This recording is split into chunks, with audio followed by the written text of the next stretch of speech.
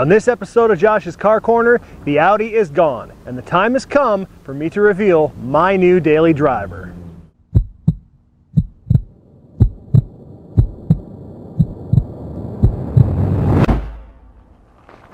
Tacos, anyone?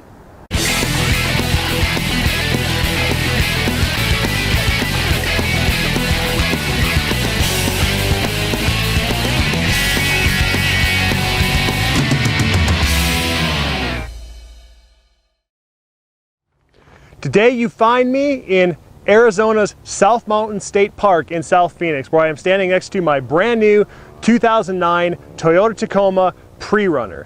So a PreRunner isn't a four-wheel drive truck, it's actually a two-wheel drive truck, but they give it the four-wheel drive suspension, traction control for off-road, a little bit of hill descent control built into it, so it's a pretty nice setup if you don't want to go all the way to four-wheel drive and lose that MPG driving around a front differential and transfer case all the time.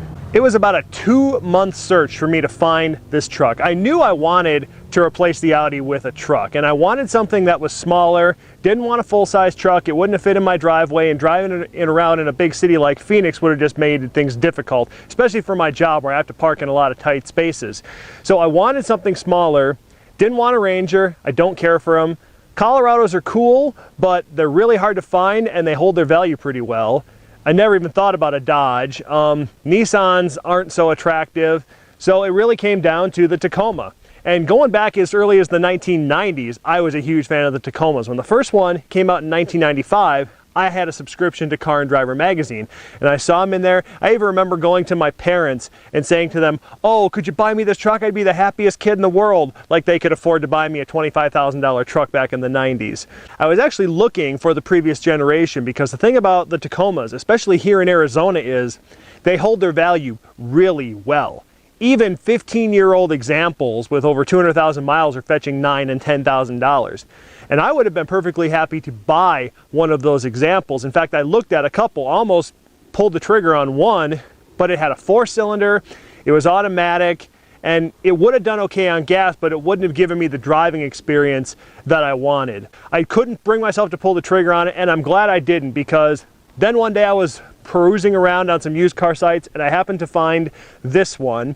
It was right on the upper edge of my budget range, but it's a 2009, it's got the 4-liter V6 engine, and the most important thing, it's got that 6-speed ACEN manual transmission. So it makes it an absolute pleasure to drive. I have had this thing for 6 weeks now, done a little bit of off-roading in it, use it every day for work, and it puts a smile on my face every day. I absolutely love it. It's so much better than the Audi for out here in Arizona. It's going to give me the opportunity to go and do some off-roading, which I wasn't ever really a fan of before, but now that I've got a truck that's capable of it, I'm going to be doing a lot more of it. Now this truck's got 96,000 miles on it. It's pretty well cared for being an 8-year-old truck now. It's got some tasteful modifications on it, which I will explain to you. I think what we should do now is I'll get back in the truck, we'll drive back down the mountain, and I'll take you for a little drive, show you all the little cool things this truck has got, standard features, added on features, and what I plan to do with it in the future.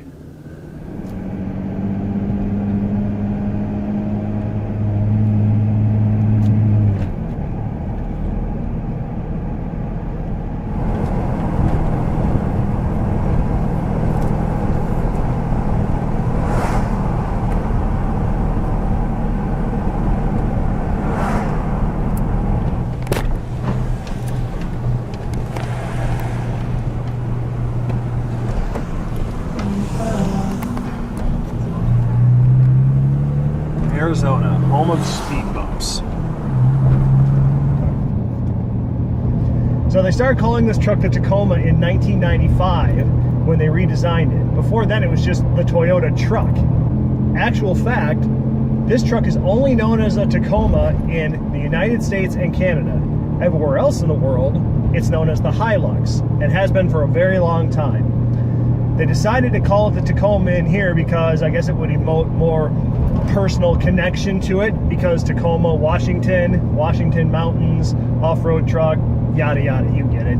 But this truck is sold all over the world, and it's sold with the same engines and transmissions we can get in America, with the exception of one engine that you can get in the rest of the world that you can't get here, and that is the the 3-liter 4-cylinder turbo diesel engine, which has just as much torque as the V6 engine and gets way better fuel economy.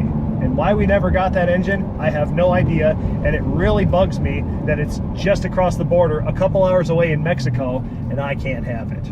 So this truck is spec'd out with the 1GR FE 4-liter V6 engine with VVTi. It makes 236 horsepower and 266 pounds-feet of torque, or 240 horsepower and 278 pound-feet of torque if you run it on 91 octane gas. Now that's the first time I've heard about that since I saw publicity information for the new Chevy Silverado, and they talked about getting more horsepower and torque when running on E85. So it's kind of cool that Toyota factored in that if the engine detects you running good fuel, it'll throw a little more timing at it and give you a little more power.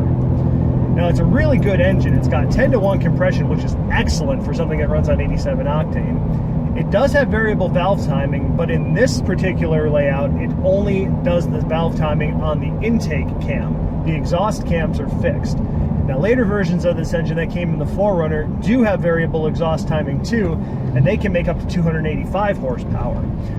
But that said, this is still a great engine. It makes usable torque from 1500 RPM, and you can live between 1500 and 2000 RPM all day long and have all the power you need to get around. In fact, I spend most of my day driving around in the tall gears at low RPM and just watching the gas needle not move at all because I'm getting pretty good mileage. It does have a pretty good amount of power, and when that intake cam rolls over, when you really get into wide open throttle, the engine note changes, especially around 3500 RPM. This engine gets loud and starts to sound pretty darn good. I don't go up there that often because you don't really need to. Like I said, this engine's so torquey, and that's because, like most good truck motors, this engine has an undersquared setup. And what that means is the stroke of the piston is bigger than the bore of the piston. So you'll find that in most truck engines, they have a longer stroke than a bore. And the reason for that is because it gives you great torque. Simplest way to explain that is, imagine trying to turn a bolt with a 6-inch breaker bar and then trying to turn that same bolt with a 2-foot breaker bar. The more length you've got on your rod in order to turn your bolt, the easier it's going to be. Same thing's happening with a long stroke on a crankshaft. Because your crank throws are farther apart, it's much easier for that piston to move that crank when it's going down, especially at low RPM when all your work is being done. The downside of that is most truck engines can't rev very high, and this follows that exactly. It's got a 5500 RPM rev limiter, but you don't need to go more than that. Honestly, you don't need to rev this engine up. You can just drive it like a diesel all day, and it's great. And I especially love this ASIN 6-speed manual transmission. Fun fact, in the 2-wheel drive trucks, this is pretty much the same transmission that you get in a V6 Chevy Camaro. This thing's got a good first gear with a nice creeper. You can go about 2 miles an hour in first gear at idle. And then second gear gets you moving, and then your 3, 4, 5, and 6 are nice and close together. 5th is your 1-to-1 ratio, 6 is your overdrive. And I find myself, when I'm driving around town, going 1, 2, 3, 4, 6. 5th I don't ever really use. Because like I said before, you don't need to. The gears are so close together, I'll just get a little speed up in 4th gear, go to 6, and off I go. And from 40 miles an hour up in 6th gear, you've got plenty of acceleration power. Excellent torque. Very positive throws. You know what gear you're in. It shifts really well. It's a good quality transmission, and I can't wait for the first opportunity to tow with this thing. One of the things I do plan to do with this truck is tow, particularly tow the GTO around. So let me talk you through some of the features on this truck. Let's start with the ones that the factory put in. When you get a Tacoma, you can get it spec'd out a couple different ways. You can get a base model, you can get a TRD, but you can get TRD Sport, which is more designed for performance and handling, or you can get TRD Off-Road, which gives you obviously better function off-road. This has got the TRD Off-Road pack. What that gets you is a slightly elevated ride height, and it also gets you, this is fantastic, a locking rear differential. Now I can tell you from experience that this thing has fantastic off-road manners for only being a 2-wheel drive truck. My girlfriend and I took on a bit of an off-road adventure a couple weekends ago. There's a beautiful road, State Road 88 in Arizona, that runs from Tortilla Flat through the mountains, past a couple of lakes, and ends up at the Roosevelt Dam and Roosevelt Lake. And we had a great time. It's a gravel road, single track. Not that that's very challenging, but I did take it off-road a couple of times to get some really good vista shots, and it handled unbelievably well. I didn't even need to lock the rear differential. I could have for one situation, but it managed to pull itself up. I was curious how well it would do, so I didn't want to just turn it on and know that it could do it. I wanted to see how it would do without, and it did awesome. Other factory features that are nice are it's got a pretty decent sound system from the factory, good speakers, good speaker placement. You got 4 in the front doors, you got little tweeters up top, and then you got your bigger ones down below. Controls for the radio on the steering wheel, very nice. It's also got a good air conditioning system, works very well, especially in here in Arizona. That's important. It's got a compass and temperature readout up here. The seats, nothing special to the seats. They're not leather and they're not power or anything. It's just got the standard thing to roll up and back. But you know what? In a truck, that's really all you need. And for me, it's going to always be all the way back, so no problems there. It's got backrest adjustment. It's got a ball you can roll for the lumbar. And I specifically wanted to get an access cab. I could have had one of these trucks a lot sooner if I'd have just broken down and gone with a double cab with the 4 big doors. But I didn't want that. And this is one of my big gripes with people in modern trucks these days. People who buy trucks with 4 big doors are people I will never understand. Because if you want a truck, buy a truck. It's a truck. It's supposed to have a big box so you can haul stuff around on it. Every time you take away more space from the box and add more space to the cab, you might as well just get a Suburban. You're just wasting your resources. So then you might be asking yourself, well, hey Josh, why didn't you get a regular cab then if you want a big box? Well, here's the reason. I'm 6'5", and you can't get the seats back as far in a regular cab as you can in an access cab. So the access cab, for me, first and foremost, is just so I can get the seat in a position where I'm comfortable. And it works really well. I've got a ton of space up here, and I'm very comfortable in this truck. No one's ever going to sit behind me anyway, because the seats are kind of like booster seats. The headrests flip up and then the bottoms flip out, and I don't know who besides kids under the age of 10 are going to sit back there anyway. But in my truck, no one's ever going to sit back there. Another cool feature that the factory offers that I was really keen on getting is a factory power inverter that is run off an outlet in the bed of the truck. And there's a switch up front, you can turn it on, and it senses how much power is needed, and with the key on, you can get 100 watts, and with the engine running, if necessary, you can get up to 400 watts, which is a good amount of power, and you can run quite a few things off that. You're not going to run a table saw or a bench grinder or a refrigerator or anything, but it's enough to run a small TV, or recharge some batteries, or blow up an air mattress, or run some lights for a tent. It's very useful. I use it all the time for work to recharge our fusion splicer. It's a handy little thing to have. Here's another great factory feature, and I didn't find this out until I started driving the truck. It's got a backup camera built into the rear tailgate latch, which I didn't know, and you would think, well, don't you look at it on the factory radio? No, you actually don't. And this is how I figured this out. So one day, I was in the truck, I threw it in reverse, and all of a sudden on the rearview mirror, there's an image of behind the truck, and I'm like, what the heck? Where did that come from? And that's when I found out it had a backup camera. And what a handy little feature that is. To put it, not only one, to have it, but 2, to put it in the rear view mirror. So if you do decide to change the radio out, you don't lose your backup camera viewfinder.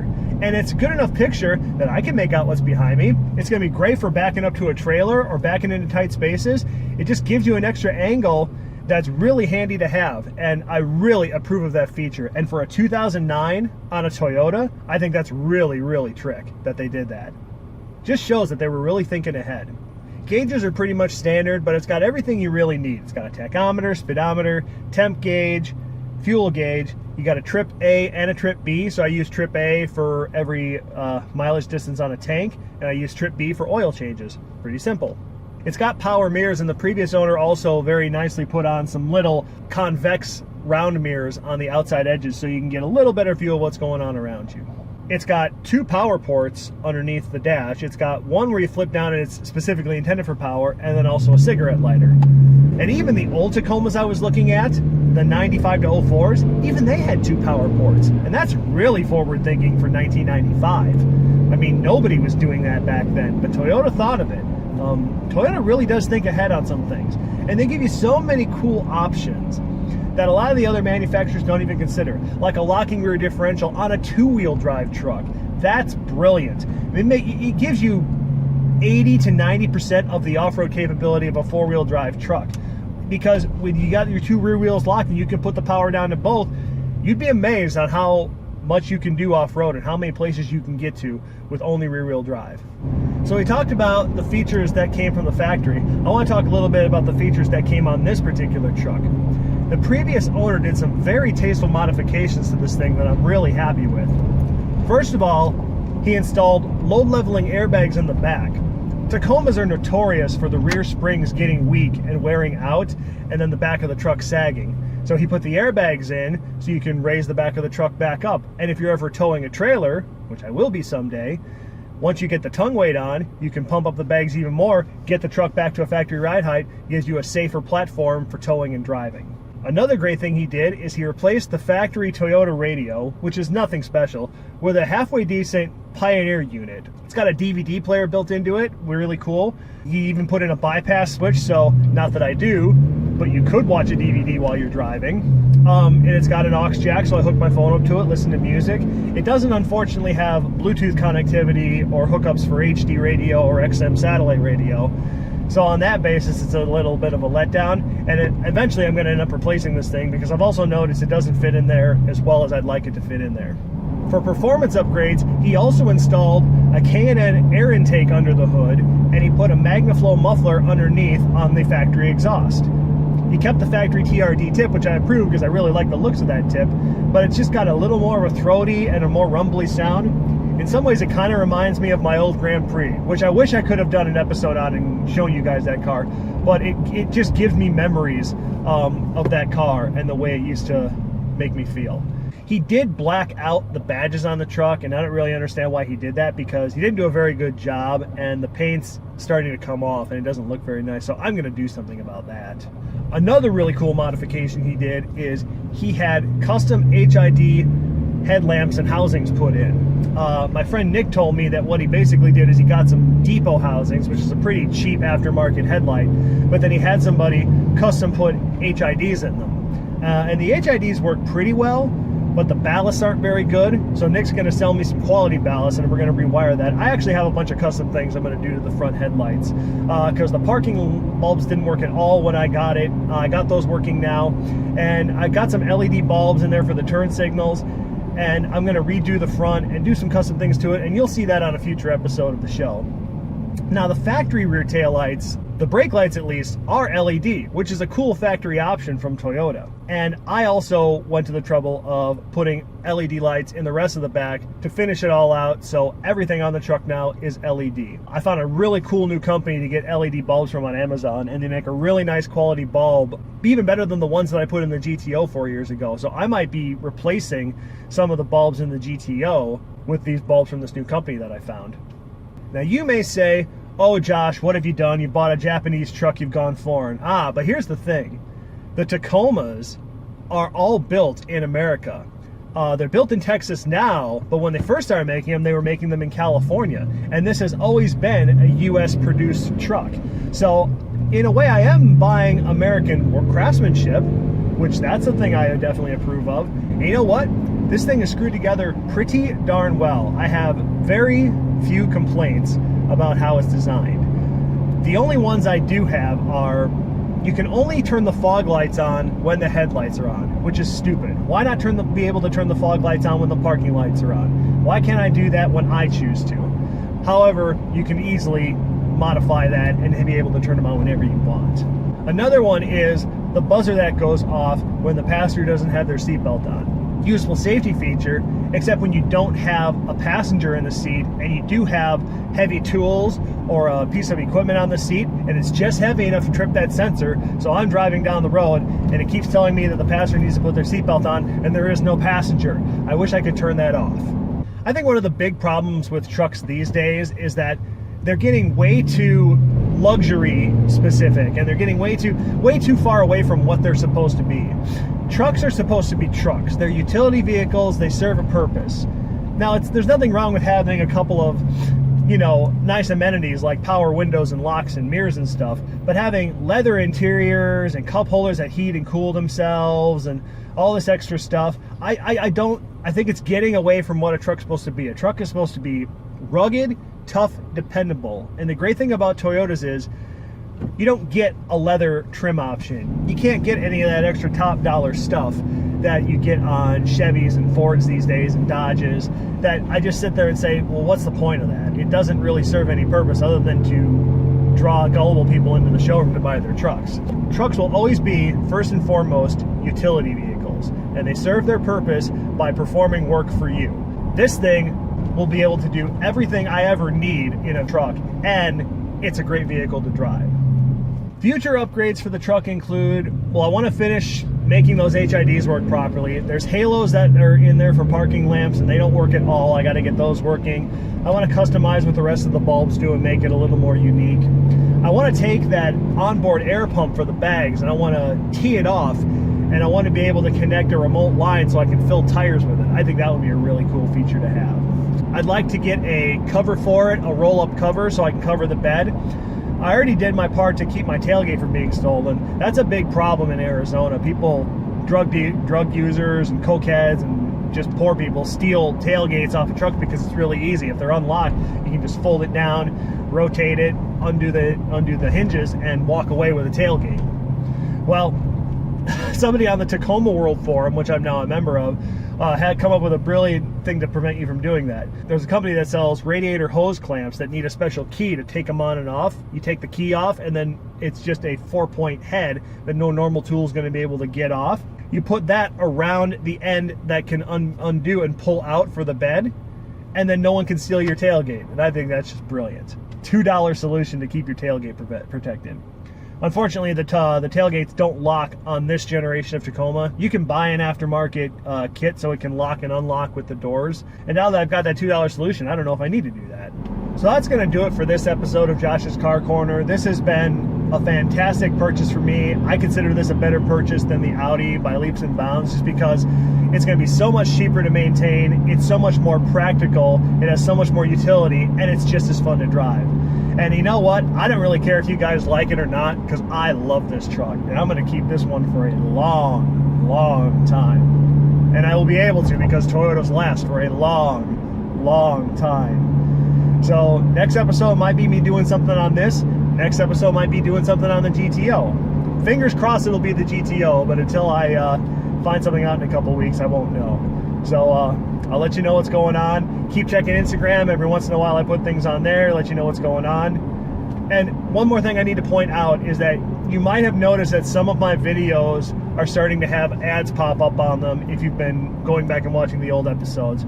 I did finally decide to start monetizing some of the videos for one reason, and that was I really want to get better cameras to do a better quality show than I'm doing right now. One of my GoPros actually died before the end of the year, and I have not been able to afford to replace it. So some of the videos are going to be monetized, and every video I do going forward is going to be monetized, and you will see ads on it. But that money, and this is a promise from me, will only go toward making the show better. It will not go into buying parts for my cars and improving my cars. It will only go into buying better cameras, better microphones, maybe a drone someday.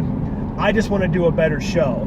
And if you guys watching a 5-second or 10-second ad can get me toward that goal, and you don't mind it, that's helping me give you a better show to watch. So hopefully you'll keep watching despite the ads. I promise the money's only going to be to make the show better. So once again, thank you so much for watching Josh's Car Corner. Thanks for going on this ride with me in my brand new truck, which I love. Have I not made that clear? See you next time.